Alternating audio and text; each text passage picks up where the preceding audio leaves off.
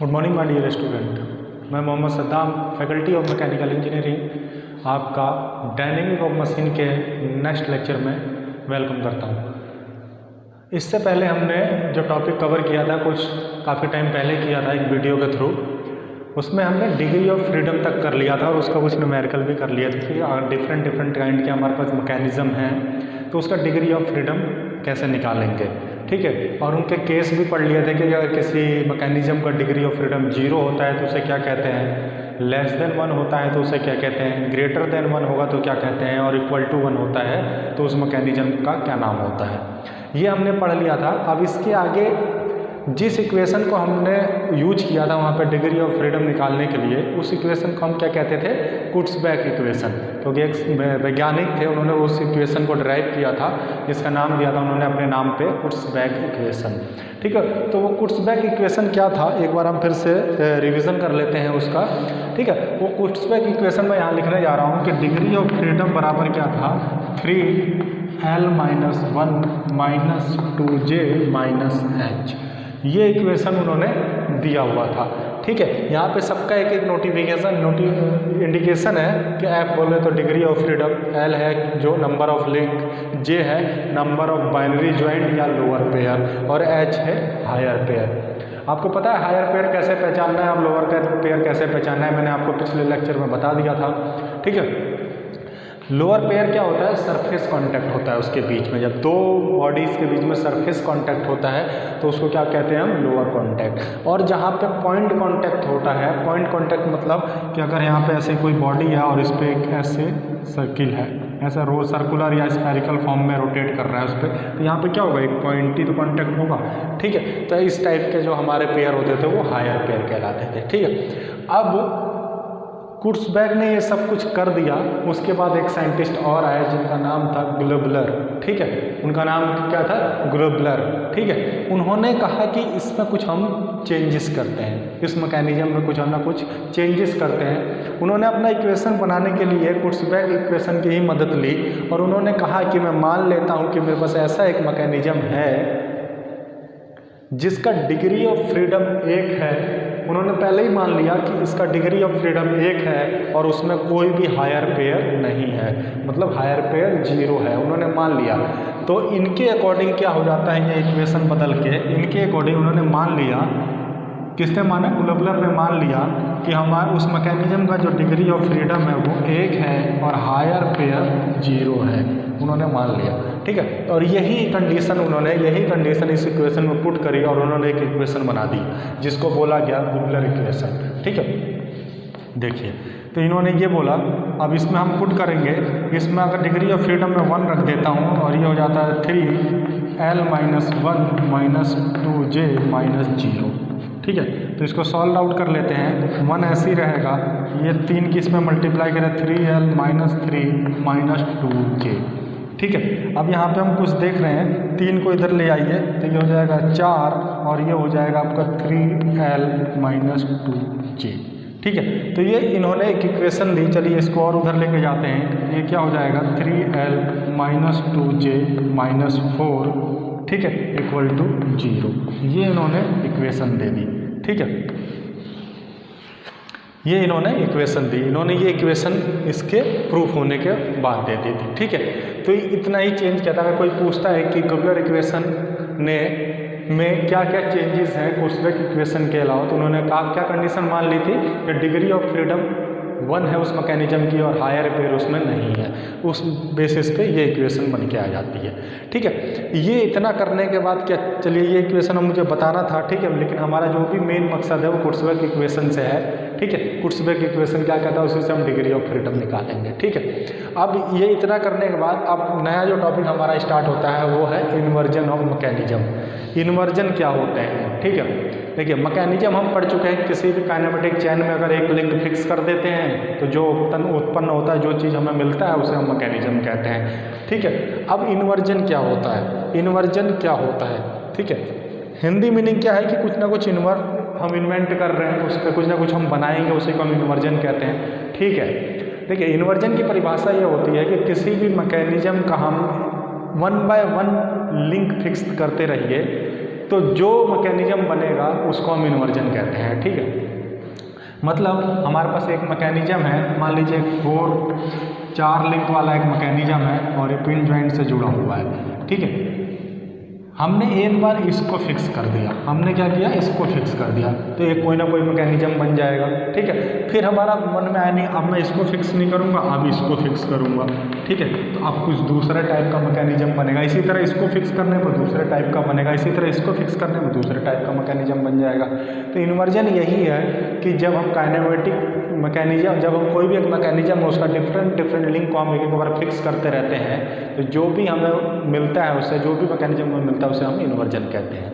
ठीक है, different link को हम फिक्स करते रहेंगे और जो मिलेगा वो उसे हम क्या कहते हैं, हम उसे इन्वर्जन कहते हैं। ठीक है, अब देखिए काइनेमेटिक में अगर हम बात करते हैं तो जो 4 बार जिस ऐसा मैकेनिज्म जिसमें 4 लोअर पेयर हों, कम से कम 4 लोअर पेयर हों, वो हमारा सबसे बेस्ट मैकेनिज्म कहलाता है या सबसे बेस्ट काइनेमेटिक चेन कहलाता है। ठीक है, क्या कितने होने चाहिए, मिनिमम कम से कम 4 तो होने चाहिए, वो हमारा बेस्ट फॉर्म है।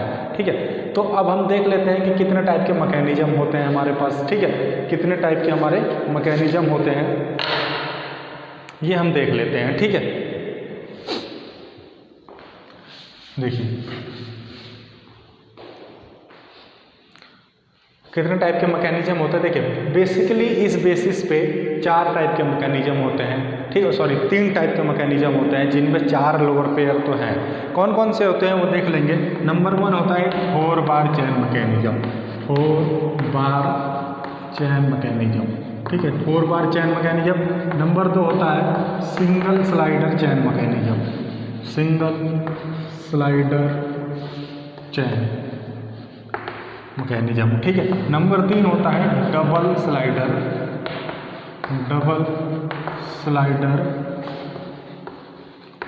चेन। ठीक है, डबल स्लाइडर चेन। अब इनमें डिफरेंस क्या क्या होता है। ठीक है, इनको हम कैसे पहचानते हैं, तो पहले एक एक करके याद करते हैं। 4 बार चेन मैकेनिज्म में नाम से ही पता चल गया कि ये 4 बार चेन मैकेनिज्म, मतलब 4 लिंक तो होंगे इसके अंदर। ठीक है, 4 लिंक होंगे और वो चारों लिंक 4 टर्निंग पेयर से जुड़े होंगे।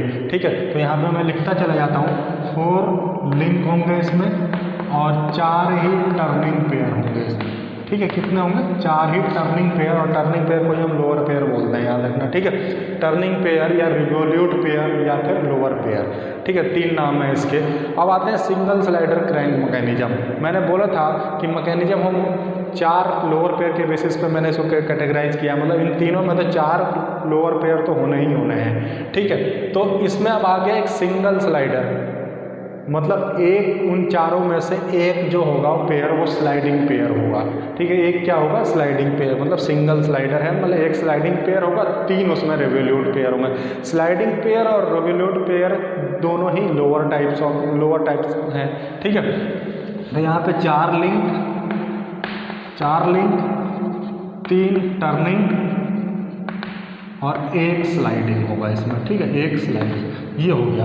अब आते हैं डबल स्लाइडर पे। डबल स्लाइडर से नाम से पता चल रहा है कि 2 स्लाइडर पेयर हैं उसमें, तो इसमें लिख लीजिए लिंक कितने होंगे इसमें, 4। ठीक है, 2 हो जाएंगे हमारे टर्निंग पेयर या रिवोल्यूट पेयर या लोअर पेयर। ठीक है, और 2 ही हो जाएंगे इसमें हमारे स्लाइडिंग पेयर। ठीक है, 2 कितने हो जाएंगे, स्लाइडिंग पेयर। ठीक है, ये हो गया इनमें डिफरेंस। ठीक है, अब इन सबके इन्वर्जन्स हैं। ठीक है, इन इन्वर्जन्स को हम पढ़ेंगे कि 4 बार को हम अगर 4 बार में मान लीजिए 4 लिंक है और चारों को एक बार फिक्स करते हैं तो कितने हमारे वो बनेंगे। और एक चीज़ हमेशा ध्यान रखेंगे कि इन्वर्जन किसी भी मैकेनिज्म में कैसे पहचानते हैं कि इस मैकेनिज्म में कितने इन्वर्जन होंगे, वो हम पहचानते हैं उसके नंबर ऑफ लिंक से। हमेशा ध्यान रखेंगे कि किसी भी मैकेनिज्म में जितने लिंक होंगे उससे ज़्यादा इन्वर्जन नहीं हो सकते हैं, उससे कम इन्वर्जन हो सकते हैं। ठीक है, कितने हो सकते हैं, अगर हम यहाँ पे लिखना चाहें अगर नोट के रूप में, ठीक है, नोट लिखें, any mechanism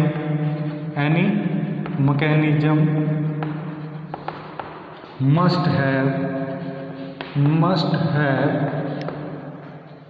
less than or equal to the number of number of containing link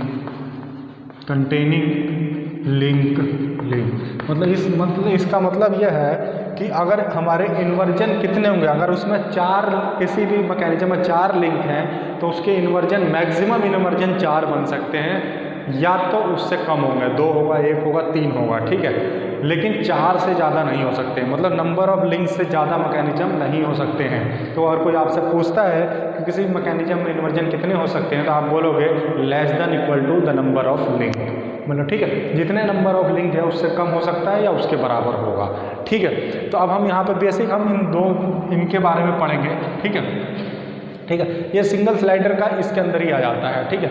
तो 4 बार लिंक और स्लाइडर में 4 इन्वर्जन है हमारे पास, चारों इन्वर्जन पढ़ेंगे हम, ठीक है। क्या क्या होते हैं अगली क्लास में देखेंगे।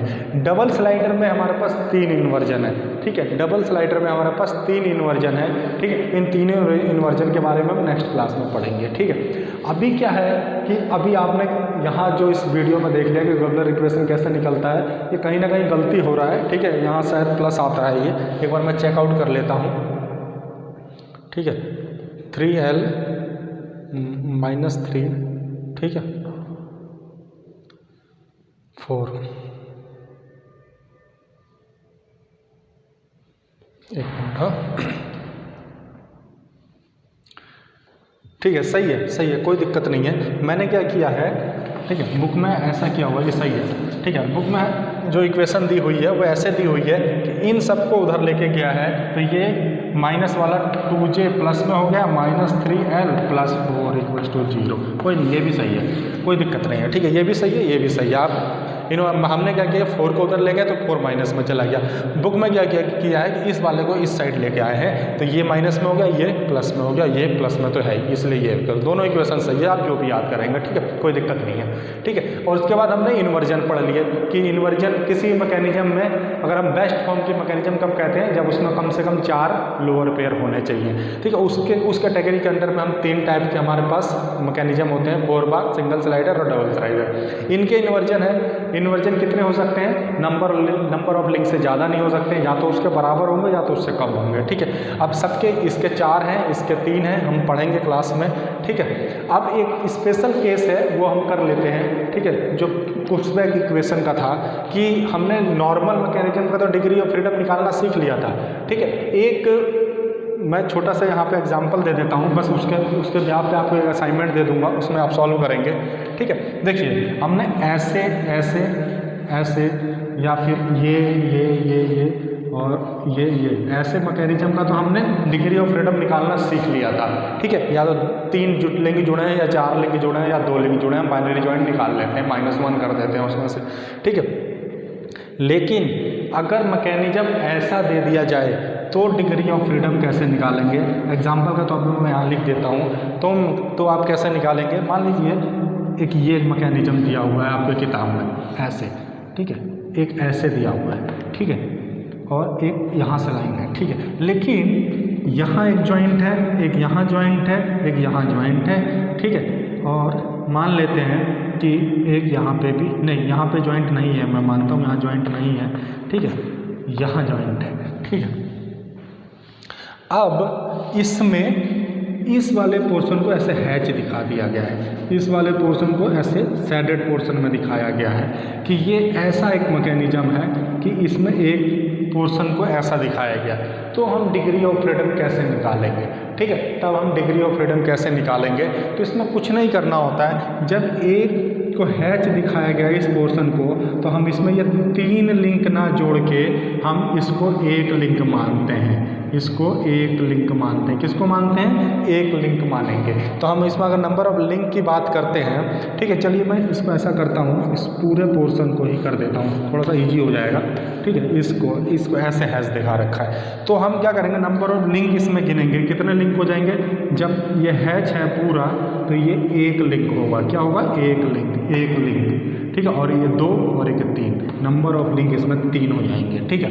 मतलब जितने में वो हैच पोर्शन है वो पूरा एक लिंक काउंट होगा। इसी तरह अगर हम जॉइंट की बात करेंगे तो देखिए, एक लिंक यहाँ से आ रहा है, ठीक है, एक लिंक यहाँ से आ रहा है, एक लिंक यहाँ से आ रहा है, लेकिन हमें गिनने में ये 3 लिंक दिख रहे हैं, 1 2 3, लेकिन मैंने अभी बोला कि इस पूरे को एक ही लिंक काउंट करना है।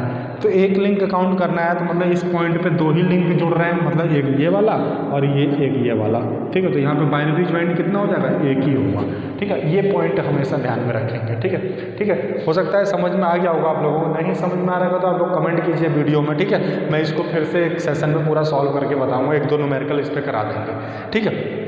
वीडियो लंबी हो जाएगी इसलिए मैं ये न्यूमेरिकल यहाँ पे सॉल्व नहीं करा रहा हूँ, बस आपको समझा दे रहा हूँ कि ये लिंक हम क्या होगा, ये इसको हम एक ही लिंक मानते हैं, ठीक है। जहाँ पे हैच पोर्शन दिखेगा वो एक ही लिंक होगा, ठीक है। उसमें अलग अलग लिंक नहीं जोड़ते हैं, हम एक ही लिंक जोड़ते हैं, ठीक है। तो आज के लिए इतना ही। अभी देखिए वीडियो कई दिनों के बाद आई है तो इसको सही से देखेंगे, जितना नोट कर सकते हैं उतना नोट करेंगे। नेक्स्ट वीडियो में हम इनके इन्वर्जन पढ़ेंगे।